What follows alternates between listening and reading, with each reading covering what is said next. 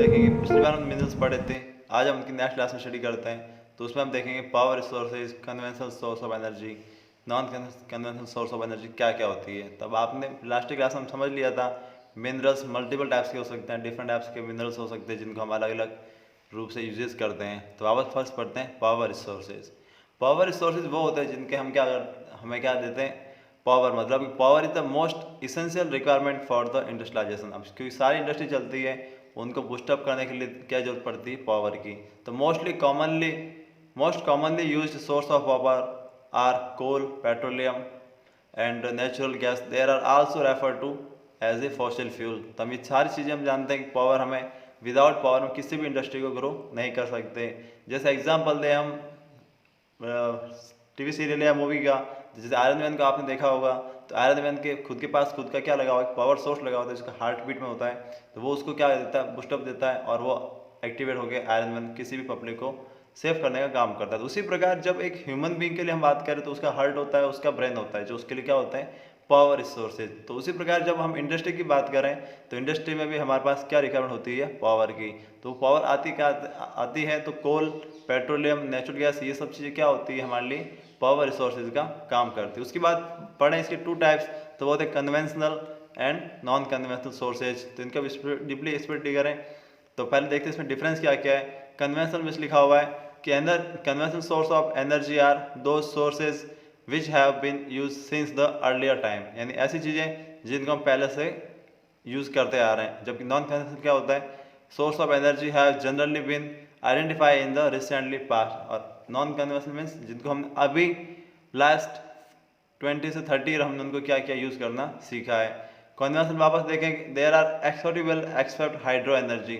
यानी ये सब क्या हो सकते हैं, एक्स हॉस्टिबल, मतलब कि वो कभी भी नियर भविष्य में ख़त्म हो सकते हैं हाइड्रो एनर्जी को छोड़ दे तो। और जबकि नॉन वाले देखें तो कभी भी ख़त्म नहीं हो सकते। कन्वेंशन का थर्ड पॉइंट देखें, they caused pollution when use and they emit smoke and S.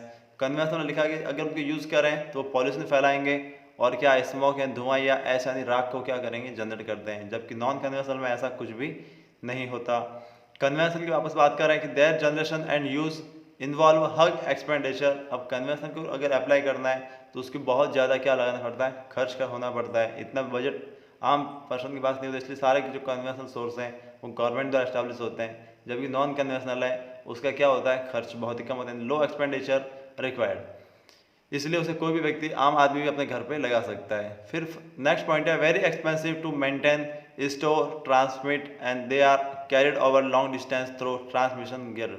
यानी कि इसको कन्वेंशनल सोर्सेज को आउटसाइड से इनसाइड इंपोर्ट एक्सपोर्ट करना बहुत ज़्यादा क्या होता है, महंगा होता है। क्यों? क्योंकि इसके ट्रैफिक के लिए हमें चार्ज बहुत ज़्यादा पे करना पड़ता है। जबकि जो नॉन कन्वेंशनल है less expensive due to local use and easy maintain. और उसको मेंटेन करना भी क्या होता है, ईजी, क्योंकि उसे कोई व्यक्ति अपने घर पर लगा सकता है तो प्रॉब्लम नहीं आती, उसको मेंटेन भी वो ईजिली कर पाएगा।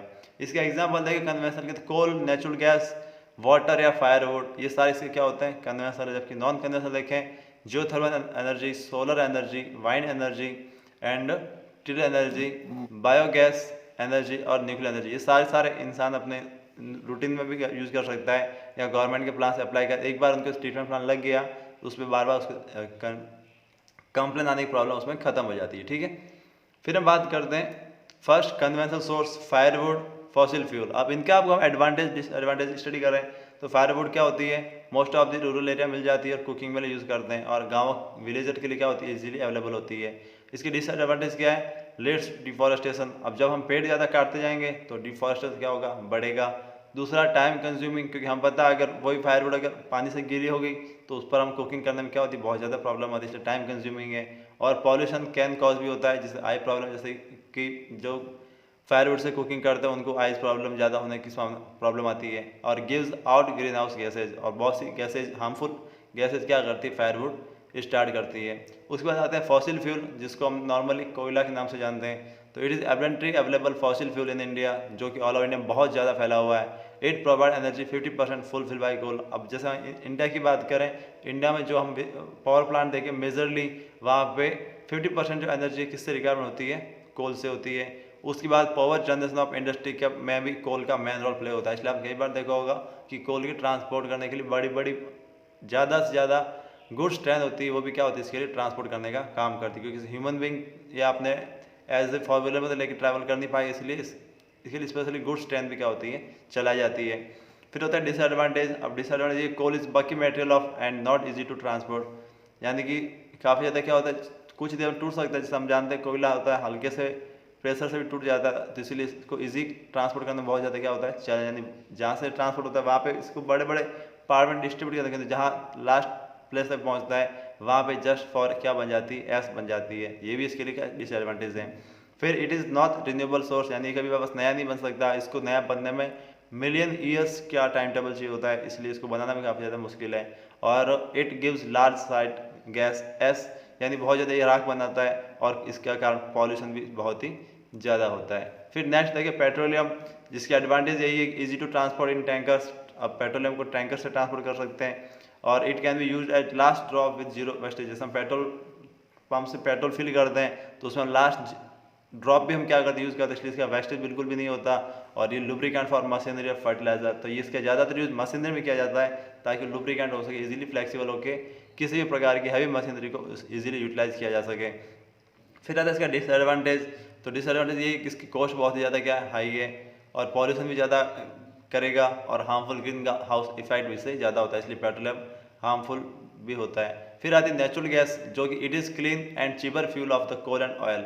अब हम नेचुरल गैस आज के समय सबसे ज़्यादा डिमांड इसकी है, तो ये क्या है, एक तो काफ़ी चीपर भी है और दूसरा इको फ्रेंडली फ्यूल है जिससे पॉल्यूशन भी नहीं होता, और इसको ट्रांसपोर्ट करना भी पाइपलाइन के माध्यम से बहुत ही ज़्यादा ईजी है। बट इसके दो डिसएडवांटेज हैं। Exploitation of new fuel is not easy, यानी कि नेचुरल गैस खत्म हो गई तो उसको नया बनाना बहुत ज़्यादा मुश्किल है। और it is fossil fuel and exhaustible, यानी भविष्य में ख़त्म भी हो सकती है, इसके क्या डिसएडवांटेज है। नेक्स्ट चेक कर हाइड्रो पावर, इसके एडवांटेज है कि इट इज़ रिन्यूएबल सोर्सेज, यानी कि नया तो बन सकता है but eco friendly source of power है, और the initial cost of setting a plant is more but later is economical. एक बार इसका प्लान लग गया तो बाद में इसको देखने की जरूरत नहीं होती, इसलिए हाइड्रो पावर एक इकोनॉमिकली चीप होता है। बट इसकी डिसएडवांटेज देखें तो the initial cost of setting up A plant is very high, यानी इसको सबसे बड़ा कि आप जहाँ लगाओगे वहाँ इसके लिए बहुत ज़्यादा क्या लगेगा, कॉस्ट लगेगा। सेकंड, जहाँ पे हाइड्रो पावर, यानी कि जैसे आप देखा होगा बड़े बड़े डैम होते हैं उसके आसपास की पब्लिक को क्या होता है डिस्प्लेस करना सबसे ज़्यादा चैलेंज होता है, इसलिए लिखा हुआ local communities have to be displaced when hydro electric power plant is set up, यानी जहाँ हाइड्रो इलेक्ट्रिक पावर प्लांट लगेगा वहाँ की सारी पब्लिक को वहाँ से बाहर शिफ्ट किया जाता है। आप सोच रहे होंगे कि बाहर शिफ्ट क्यों किया जाता है, तो उसका रीज़न ये होता है कि अगर इफ़ किसी एनी कंडीशन में अगर लोकल उस हाइड्रो पावर में कोई प्रॉब्लम हुई तो उसके आसपास फ्लड के आने की संभावना क्या होती है, ज़्यादा होती है, और उसके आसपास की जो लैंड होती है वो उसमें ज़्यादा क्या होती है, हार्मफुल होती है उनके लोगों के लिए, इसलिए वहाँ से सब लोगों को क्या किया जाता है डिस्प्लेस किया जाता है ताकि वहाँ की पब्लिक क्या हो सके, सेफ हो सके। और थर्ड पॉइंट है submergence of forest and area of harms biodiversity, और वो यानी जब सबमर्ज होते फॉरेस्ट ऐड हो जाते हैं तो वो बायोडाइवर्सिटी क्या होती है, हानिकारक होती है, क्योंकि हाइड्रो पावर होता है उसमें बहुत सारी चीज़ें इलेक्ट्रिक गैसेज हो सकती है या बहुत डिफरेंट टाइप्स की हार्मफुल गैसेज होती है जो वहाँ से रिलीज होती है, जो वहाँ की बायोडाइवर्सिटी क्या होती है, हार्मफुल होती है। इस प्रकार हमने आज इन दिस क्लास में most of the conventional source पढ़े जो कि हमारे लिए यूज़फुल भी है ज़्यादा हैं, बट उनके हम हार्मफुल इफेक्ट को इग्नोर नहीं कर सकते। तो आपको लगभग समझ में आ गया होगा कि कन्वेंशनल सोर्सेज में मेन हमने कोल, पेट्रोलियम, फ्यूल ये सारे पढ़े, बट इनको अगर हम ज़्यादा से ज़्यादा लॉन्ग टर्म तक स्टडी करना चाहते हैं या लॉन्ग टर्म तक अपने भविष्य को एज ए गिफ्ट देना चाहते हैं तो हमें अभी से इसको क्या करना होगा, यूज़ ऑफ कंजप्शन बहुत ही कम करना पड़ेगा, तभी हम इनके भविष्य के लिए क्या कर सकते हैं, सेव कर सकते हैं। अदरवाइज आने वाली जो नेक्स्ट जनरेशन होगी वो इनके बारे में, क्योंकि आज भी हम देखते हैं कोल और पेट्रोल सबसे ज़्यादा कॉस्टली मिलता है क्योंकि इसकी डिमांड ज़्यादा है और इसकी सप्लाई क्या हो रही बहुत ही कम, क्योंकि इसके जो प्राइसेज होते हैं बहुत ज़्यादा अलग अलग होते हैं। तो इसके लिए इन चीज़ों को हमें क्या करना पड़ता है, प्रोटेक्ट करना बहुत ज़्यादा ज़रूरी है। और उसके आगे जब नेक्स्ट आते हैं वो आते हैं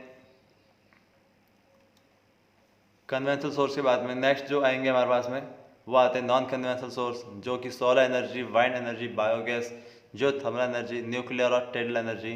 तो इन सब के बारे में हम नेक्स्ट क्लास स्टडी करें ताकि आप लोग इनको अच्छे से जान सकें, क्योंकि अगर एक क्लास में कंटिन्यू आपको ज़्यादा बताया जाए तो आपके लिए क्या होगा, ओवर हो जाएगा, इसलिए आप लोग उसे अंडरस्टैंड कर नहीं पाएंगे। इसलिए आपको सारी जो चीज़ें हैं वो हम नेक्स्ट क्लास में